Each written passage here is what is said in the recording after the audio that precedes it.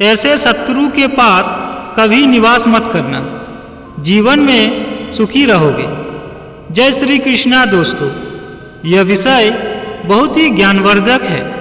दोस्तों, एक छोटी सी कहानी के माध्यम से जानते हैं कि आखिर वो शत्रु कौन है जिसके पास निवास नहीं करना चाहिए। कृपया कहानी को पूरा सुने।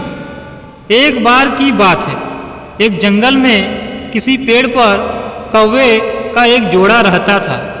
वे दोनों खुशी खुशी उस पेड़ पर जीवन बसर कर रहे थे।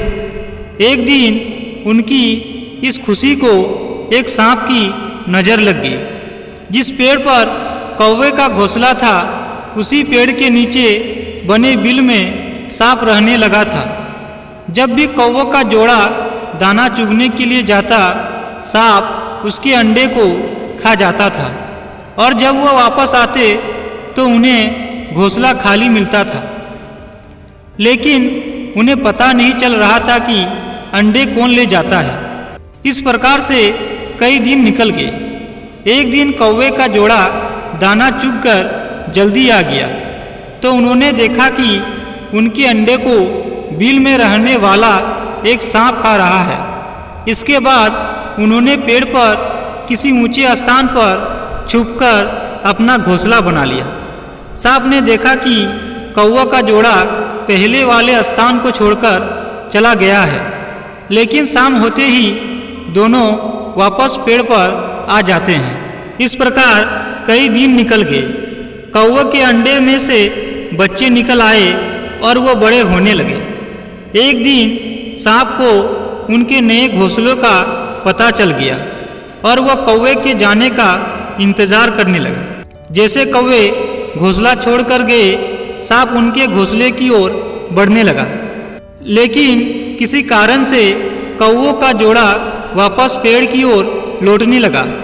उन्होंने दूर से ही सांप को उनके घोंसलों की ओर जाते देख लिया और जल्दी ही वहां पहुंचकर अपने बच्चों को पेड़ की ओट में छुपा दिया।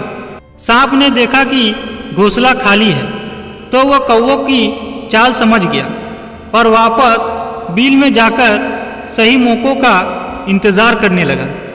इसी बीच कौवे ने सांप से पीछा छुड़ाने के लिए एक योजना बनाई। कौवा उड़कर जंगल के बाहर बने एक राज्य में चला गया। वहाँ एक सुंदर महल था।